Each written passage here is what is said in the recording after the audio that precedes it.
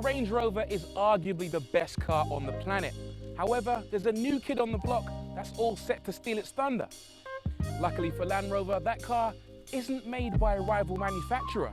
That car is the Range Rover's little brother, the Range Rover Sport.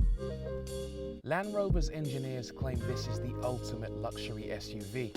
They say it's the fastest, most agile and most responsive Land Rover ever, that it can go anywhere, do anything. And it's around £20,000 cheaper than its big brother.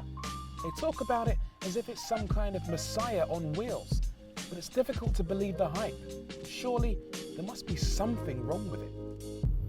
One thing that could easily be wrong with the new Range Rover Sport is that it could lack comfort in comparison to the standard car. And to be fair, it doesn't glide around in quite as luxurious a manner. The suspension architecture is pretty much all new, and you can really feel it. It is a lot more jiggly than the full-fat Range Rover.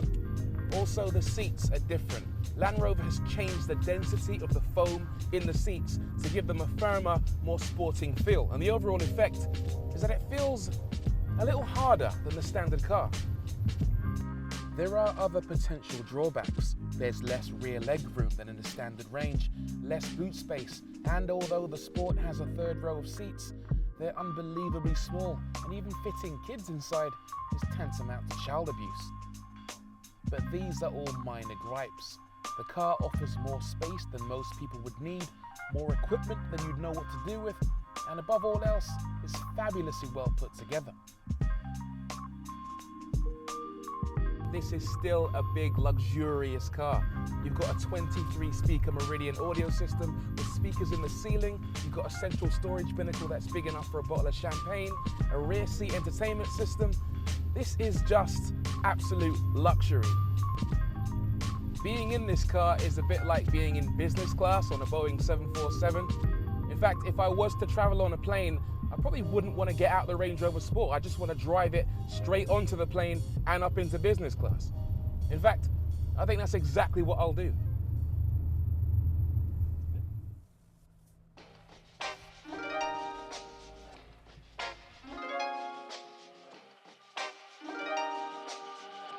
This isn't your ordinary day at the office, I've got to say. I'm now driving up a ramp into the back of a Boeing 747. I've got to say, this is one of the strangest things I've ever done.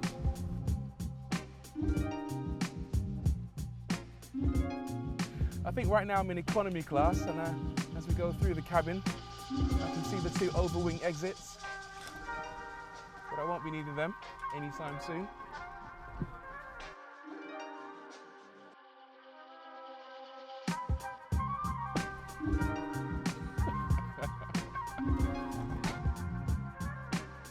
This is the bit of the plane that might be premium economy.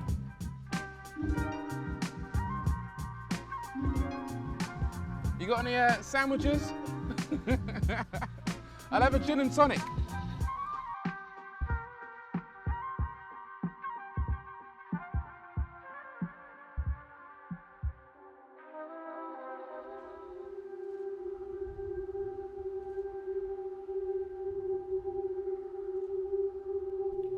The next logical assumption to make is that the Range Rover Sport is great for performance, but rubbish at everything else the full-fat Range Rover is good at, i.e. off-roading, right? Well, wrong.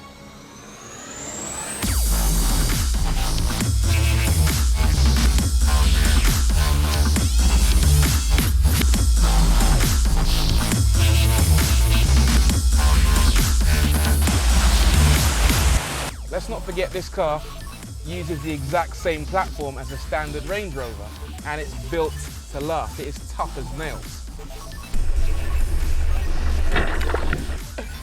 The car is a little bit firmer on road, so the ride's a bit jigglier, and naturally you would expect that to be the case off-road as well. You expect it to kind of shake your bones, but really, I'm cruising around this off-road track in relative comfort. I feel like I'm in an armchair, even though I've got at my disposal over 500 horsepower.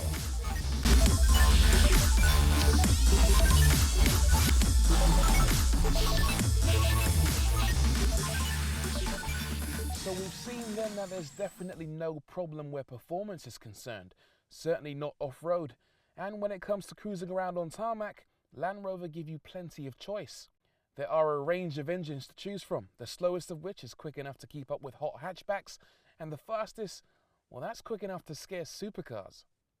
There are 2 3-litre diesels, 1 4.4-litre diesel, and 2 supercharged petrols. One's a 3-litre supercharged, and the other one, well, that doesn't really need any introduction, mostly because it does a damn good of introducing itself.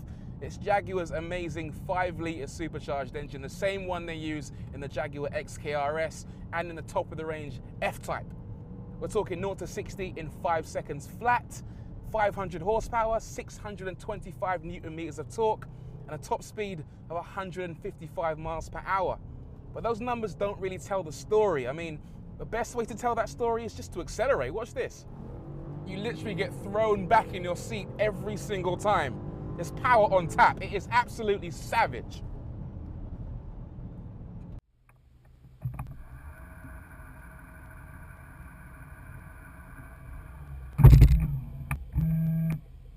Now, one of the best ways to test whether this new Range Rover Sport is better than the previous model is to do a 0 to 100 back to 0 run. The previous car did it in 19 seconds-ish. Let's see if this can improve it. So, transmission into sport. Terrain response into dynamic, left foot on the brake, bit of revs. 3, 2, 1, go. All right, Chris, my instructor, has the stopwatch. So we're doing 60 miles an hour, 80, 90, get ready, 100, brake. Hard on the anchors. Keep braking. Woo! Wow. That is savage. What's the time? 16.63. 16, so 3 seconds quicker than the previous car. That felt good. Now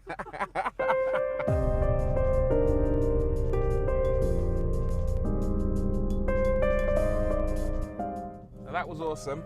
I braked when I got to 100, but right now I think it's time to do a VMAX run, top speed, and see exactly how fast this thing can go. I'm in the supercharged V8 right now, and they claim 155 miles an hour top speed. I don't know if this runway is quite long enough to get us there, but I'm gonna give it a bloody good go. 3, 2, 1, go. 30 miles an hour, 60, that's in 5 seconds dead. We're up to 70 already. We're breaking the law officially right now. That's 100 miles an hour. 110, 115, 120. And it's so smooth as well, it's unbelievable. 130 miles an hour, 135, 140. I feel like I'm in my armchair. Woohoo! Oh, that was sensational. You know, I expected to feel a little bit more excited, but that was, even though that was thrilling, you know, this car just copes with top speed runs like nothing. Incredible.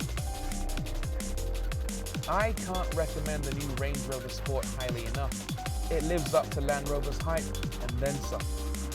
It's certainly less practical than the full Range Rover, with a firmer ride and slightly less cabin and storage space. But these are all minor gripes, particularly when one takes into account its immense capabilities, both on and off-road. It's lightning fast. It can negotiate bends like a car half its size and can, with no modifications whatsoever, conquer inaccessible, inhospitable terrain without the merest hint of a struggle. It's a remarkable car, make no mistake. Is it the best SUV in the world? Well, that's a tough question with a simple answer. Absolutely.